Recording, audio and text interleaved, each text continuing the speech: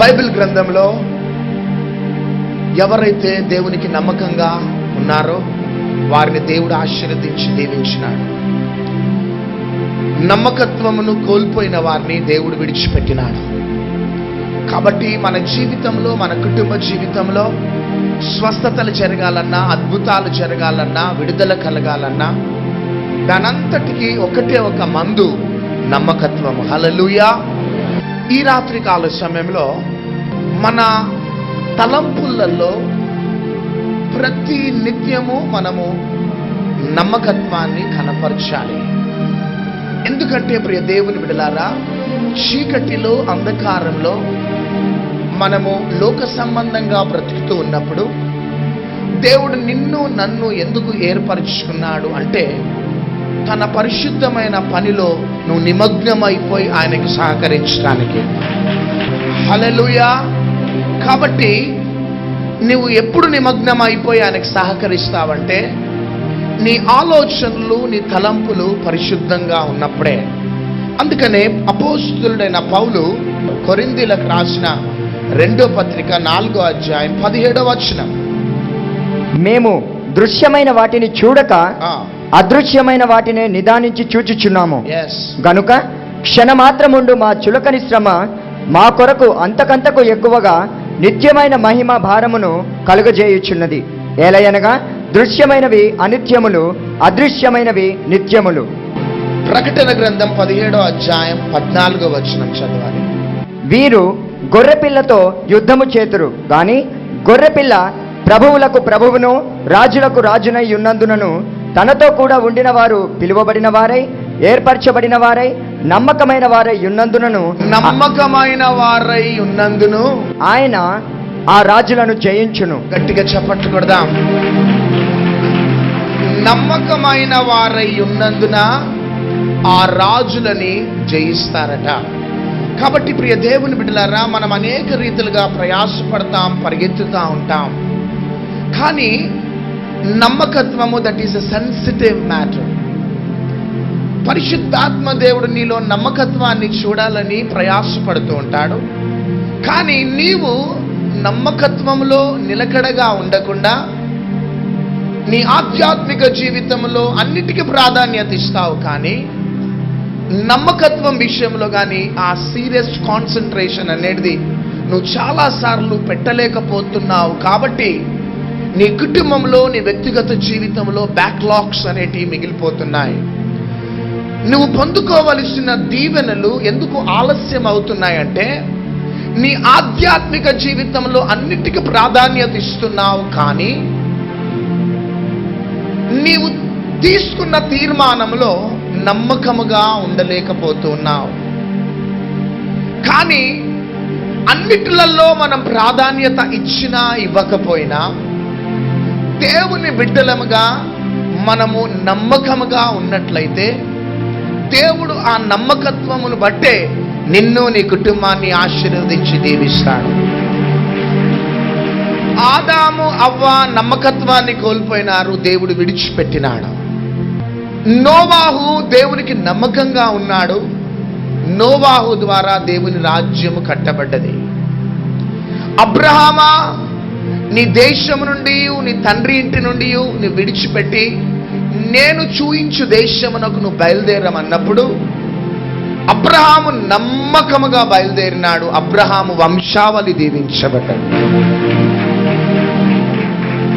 మోషే, నీవు ఐగుప్తు ధనమును సమస్తమును విడిచిపెట్టి నేను నీకు ఇచ్చిన పరిచర్యలో నువ్వు ముందుకు సాగు అన్నప్పుడు దేవుడిచ్చిన పరిచర్యలో నమ్మకంగా ఉన్నాడు.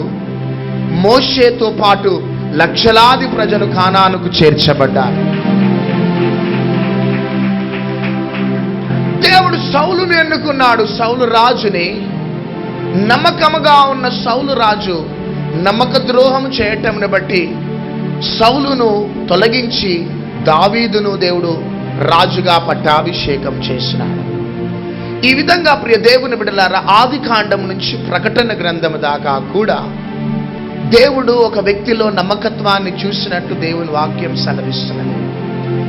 ఏలియాని దేవుడు అభిషేకించి 7 అద్భుతాలను చేయించినాడు.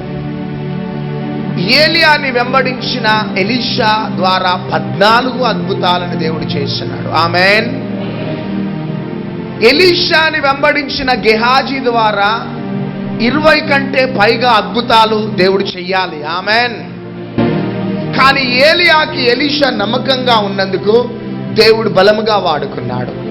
కానీ ఎలీషాకి గెహాజీ నమ్మకంగా లేకపోవటమును బట్టి దేవుని యొక్క జరగవలసిన పని మధ్యలోనే అర్ధాంతరంగా ఆగిపోయినట్లు దేవుని వాక్యం సెలవిస్తుంది.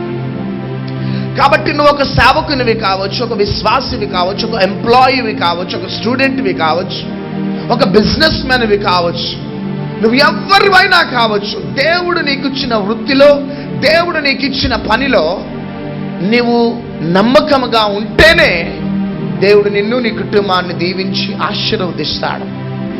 నీవు ఆయా మందిరాలకు వెళ్ళి ఆయా దైవ సేవకుల ద్వారా ప్రార్థన చేపించుకుంటే నీవు దీవించబడతావని ఆలోచిస్తున్నావేమో, నీకు స్వస్థత జరుగుతుంది అని ఆలోచన కలిగి ఉన్నావేమో. కానీ నీకు స్వస్థత జరగక ముందు, దేవుడు నిన్ను, నీ కుటుంబాన్ని దీవించక ముందు నీవు నమ్మకముగా ఉన్నావా లేదా స్వపరీక్ష చేసుకొని, నమ్మకముగా లేకపోతే నీ బలహీనతను దేవుని సన్నిధిలో యథార్థంగా నువ్వు ఒప్పుకున్న తర్వాత దైవ సేవకుని యొక్క హస్త నిక్షేపణ ద్వారా దేవుడు నిన్ను, నీ కుటుంబాన్ని స్వస్థపరిచి ఆశీర్వదించి దీవిస్తాడు.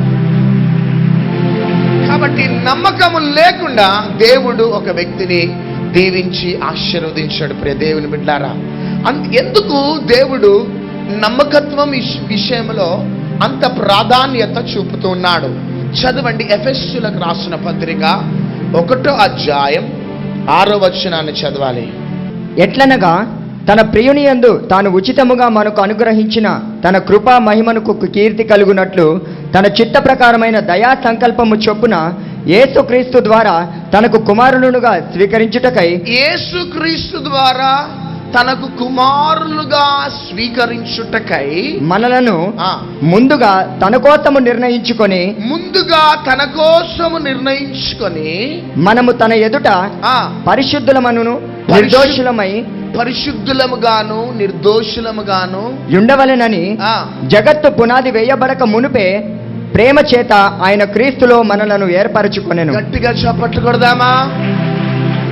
తన ప్రియ కుమారుడైన క్రీస్తులో మనల్ని ఏర్పరచుకొనట, ఆయన ముందు మనము నిలబడాలని మనలనట పరిశుద్ధులముగాను నిర్దోషులముగా మనల్ని చూడాలని దేవుడు ఎంతగానో ఆశపడుతున్నాడు. కాబట్టి మనం పరిశుద్ధులముగా నిర్దోషులముగా ఎప్పుడు మారుతామంటే మనము నమ్మకత్వాన్ని మనం కాపాడుకున్నప్పుడే. అందుకనే ప్రియ దేవుని బిడ్డలారా, faithfulness is always be tested. హల్లెలూయా. నమ్మకత్వం అనేది ప్రతి బిడ్డలో దేవుడు పరీక్షిస్తూ ఉంటాడు. ఎందుకు అంటే దేవుని ఎదుట నీవు నిర్దోషిగాను పరిశుద్ధుడుగా నిలబడటానికి నీ నమ్మకత్వాన్ని దేవుడు ఏం చేస్తాడంటే పరీక్షిస్తాడు. ఆ పరీక్షలో నువ్వు నెగ్గినావంటే దేవుని ముందు నువ్వు పరిశుద్ధుడుగాను నిర్దోషిగాను నిలబడతావు. అందుకనే దేవుడు ఏం చేసినాడంటే ఆదాము అవ్వని ఏదెను తోటలో ఉంచి అక్కడ ఒక చెట్టును తయారు చేసినాడు. ఆ చెట్టు యొక్క ఫలాల విషయంలో దేవుడు ఆదాము అవ్వ యొక్క నమ్మకత్వాన్ని పరీక్షించినాడు. ఆ యొక్క చెట్టు యొక్క ఫలములు ఎందుకు అంటే ఆదాము అవ్వ యొక్క నమ్మకత్వాన్ని పరీక్షించటానికే. ఆ ఏదెను తోటలో చెట్టు గాని ఫలాలు లేకపోతే ఆదాము అవ్వ యొక్క నమ్మకత్వము పరీక్షింపబడదు. ఆమేన్, హల్లెలూయా. ఆ చెట్టు ఆ ఫలములు ఎందుకు అంటే ఆదాము అవ్వ యొక్క నమ్మకత్వమును పరీక్షించటానికే. ఎందుకు అంటే ముందు రోజులలో దేవుని ఎదుట పరిశుద్ధులంగాను నిర్దోషులుగాను ఆదాము అవ్వ నిలబడటానికి. హల్లెలూయా. ఎప్పుడైతే ఆదాము అవ్వ యొక్క నమ్మకత్వము పరీక్షింపబడ్డదో ఆ నమ్మకత్వంలో ఆదాము అవ్వ ఫెయిల్ అయినట్లు దేవుని వాక్యం సెలవిస్తుంది. యోసేపు గవర్నర్ కావాలి, యోసేపు ఉన్న దేశానికే కాదు వివిధ దేశాలకి యోసేపు ఆశీర్వాదకరంగా ఉండాలి అంటే యోసేపు ముందు పోతీఫర్ భార్య నిలబడాలా? చప్పట్లు కొట్టండి. యోసేపు ముందు పోతీఫర్ భార్య నిలబడకపోతే యోసేపు యొక్క నమ్మకత్వము పరీక్షింపబడదు. యోసేపు దేవుని ఎదుట నిర్దోషిగాను పరిశుద్ధునిగాను నిలబడాలి అంటే యోసేపు ముందు పోతీఫర్ భార్య నిలబడాలా? పోతీఫర్ భార్య తనను శోధించాలి, టెంప్ట్ చేయాలా? యోసేపు యొక్క నమ్మకత్వము పోతీఫర్ భార్య ముందు నిర్ధారణ కావాలా? ఆమేన్. అయితే ఆదాము విఫలమైపోయినాడు, కానీ యోసేపు మాత్రం ఫస్ట్ క్లాస్లో పాస్ అయినాడు. గట్టిగా చప్పట్లు కొట్టండి. హల్లెలూయా. దానియేలు బబులోను పట్టణానికి యావత్ ప్రపంచానికి ఆశీర్వాదకరంగా ఉండాలి అంటే దానియేలు ముందు రాజు యొక్క అన్నపానీయములు రావాలా? రాజు భుజించే భోజనము దానియేలు ముందటికి రావాలా? రాజు త్రాగే పానీయము దానియేలు ముందటికి రావాలా? రాజు త్రాగే పానీయము భోజనము దానియేలు ముందటికి రాకపోతే దానియేలు యొక్క నమ్మకత్వము నిర్ధారణ కాదా? హల్లెలూయా, హల్లెలూయా. ఫస్ట్ క్లాస్లో నువ్వు ఎగ్జామ్స్ రాస్తావు, ఫస్ట్ క్లాస్ పాస్ కాగానే నీకు గవర్నమెంట్ జాబ్ దొరకదు. కానీ సెకండ్ క్లాస్లో నువ్వు ఎగ్జామ్ రాయాలి, థర్డ్ క్లాస్లో రాయాలి, 10th క్లాస్లో రాయాలి, ఇంటర్లో రాయాలి, డిగ్రీలో రాయాలి. అన్ని రాసిన తర్వాత ఆ యొక్క ఎగ్జామినేషన్స్లో పాస్ అయితేనే కానీ గవర్నమెంట్ జాబ్కి నీకు ఎలిజిబిలిటీ అనేది వస్తుంది. చప్పట్లు కొట్టండి. కాబట్టి ప్రియ దేవుని బిడ్డలారా, దేవుడు మనల్ని గొప్ప స్థాయిలోకి తీసుకొని వెళ్ళాలి. ఈ భూమి మీద ఉన్న ప్రతి మానవునికి గొప్ప స్థాయిలో వెళ్ళాలనే ఆశలుంటాయి, కోరికలుంటాయి. కానీ అది రాత్రి పొందుకునే అనుభవం కాదు. కానీ నువ్వు గొప్ప స్థాయిలోకి వెళ్ళాలంటే యు మస్ట్ బి టెస్టెడ్. నువ్వు పరీక్షింపబడాలా?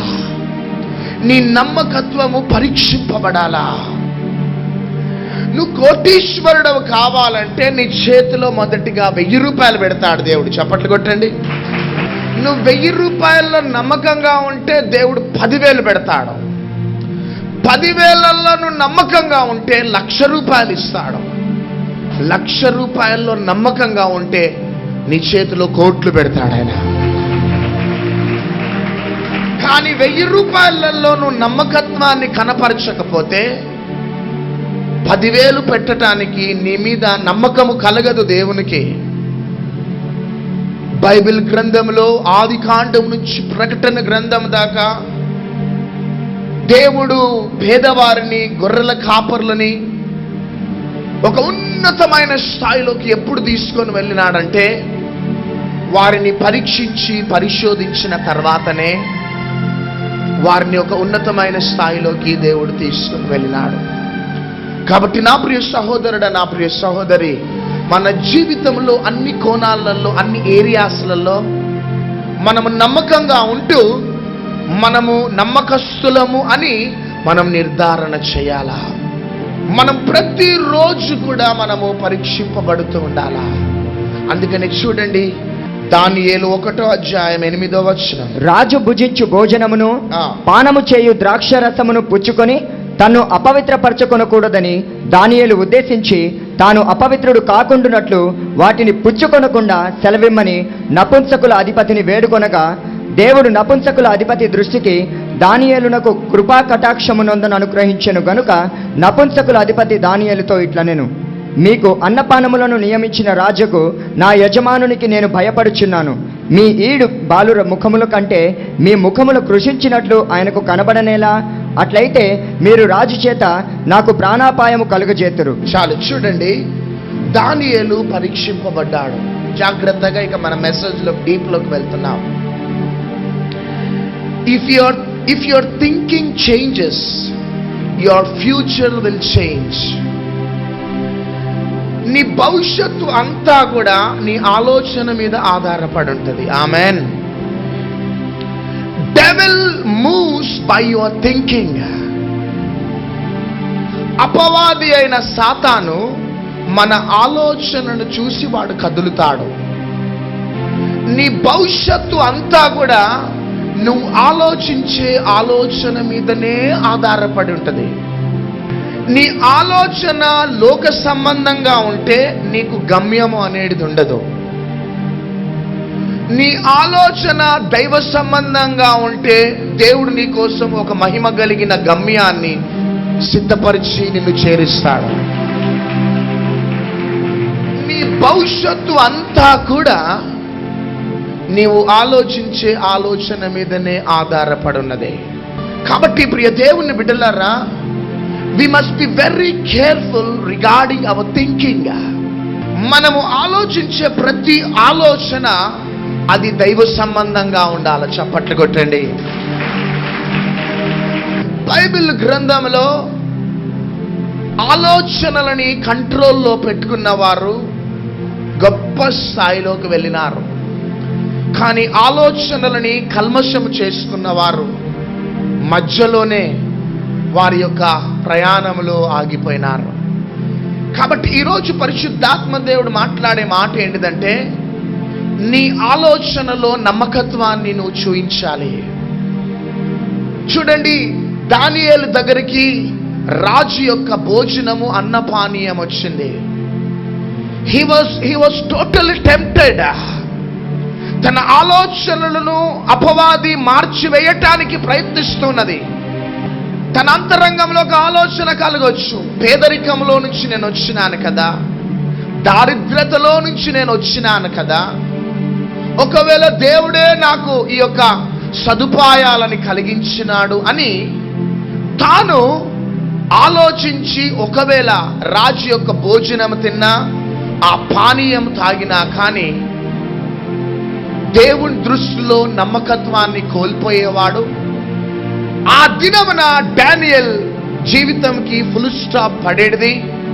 దానియేలు దేశానికి, ప్రపంచానికి ఆశీర్వాదకరంగా ఉండేవాడు కాదు. ఈరోజు దానియేలు గురించి మనం ధ్యానించుకునే వారము కాదా. కానీ ఆ భోజనము, అన్నపానీయములు దానియేలు దగ్గరికి రాగానే he was totally tempted by devil. ఆ సమయంలో దైవికంగా దానియేలు ఆలోచించినాడు. ఇదే ఒక శోధన ఆదాము అవ్వ దగ్గరికి వచ్చినప్పుడు ఆదాము అవ్వ అపవాది యొక్క శోధనలో పడిపోయినారు. యేసుక్రీస్తు యొక్క ఆలోచనలను తారుమారు చేయటానికి అపవాది అయిన సాతాను 40 దిన ఉపవాస ప్రార్థనల తర్వాత వచ్చినాడు. యేసుక్రీస్తు ప్రభు యొక్క ఆలోచనల మీద దాడి చేసినాడు సాతాను. కానీ ఆలోచనల్లో నమ్మకత్వాన్ని యేసుక్రీస్తు ప్రభు కనపరుచుకున్నాడు. ఆలోచనలన్నీ కూడా దైవ సంబంధముగా తీసుకొని వెళ్ళినాడు. ఎప్పుడైతే యేసుక్రీస్తు ప్రభు యొక్క ఆలోచనలు దైవ సంబంధంగా ఉన్నాయో, అపవాది యేసుక్రీస్తు ప్రభువుని విడిచిపెట్టి వెళ్ళిపోయినట్లు దేవుని వాక్యం సెలవిస్తున్నది. మన జీవితంలో కూడా మన ఆలోచనలని కల్మషము చేయటానికి devil moves by your thinking. సాతాను నీ ఆలోచనలను బట్టే వాడు కదులుతాడు.